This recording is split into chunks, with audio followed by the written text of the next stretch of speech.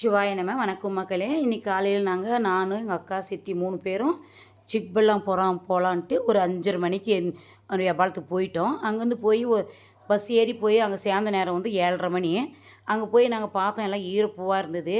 சரி நம்ம இதெல்லாம் செட் ஆகாதுன்னு சொல்லி நம்ம வீட்டுக்கு போகலான்னு புறப்பட்டோம். பாருங்கள் மக்களே, பூ வந்து எப்படி வீசியிருக்காங்க விவசாயிங்க. ஏன் வீசுகிறாங்கன்னா அவங்களுக்கு வந்து உண்மையான விலை நிர்ணயிக்கும் போட்டு கொடுக்கல, யாரும் உண்மையான விலை கொடுக்கல. நானும் கேட்டேன் விவசாயி, எதுக்குண்ணா இந்த மாதிரியெல்லாம் வீசிருக்கீங்கன்னு. அம்மா எங்களுக்கு விலை யாரும் சரியானபடி விலை கொடுக்கல, அந்த பூ வந்து எங்களுக்கு கோவம் வந்து தான் வீசிட்டேனாங்க. ஆமாம் மக்களே, இது வந்து நான் முன்னையே வீடியோவில் போட்டேன், யாரும் கண்டுக்கல. விவசாயம் ஏங்க அழியாது, இதுக்கு மக்களாகிய நாமளும் போராடணும். கவர்மெண்ட்டும் இதுக்கு ஒரு வந்து விலை போட்டு கொடுக்கணும். ஏன்னா விவசாயி ஒவ்வொருத்தரும் எவ்வளோ கஷ்டப்படுறாங்க, செடி வச்சு தண்ணி கட்டி மருந்தடித்து.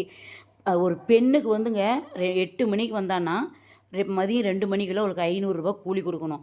அவள் வந்து 6 கிலோ 7 கிலோ அறுப்பா. அந்த கூலிக்கு கூட வராதுங்க அவங்க அறுக்கிறது. ஆமாம் மக்களே, இது கவர்மெண்ட்டு கண்டிப்பாக தெரிவிக்கணும், போராடணும். இந்த பதிவு உங்களுக்கு பிடிச்சிருந்தா மக்களே கமெண்ட்டில் சொல்லுங்கள், சப்ஸ்கிரைப் பண்ணுங்கள், லைக் பண்ணுங்கள், ஷேர் பண்ணுங்கள் மக்களே. பாய் பாய் மக்களே, அடுத்த வீடியோவில் பார்க்கலாம். திருச்சிற்றம்பலம்.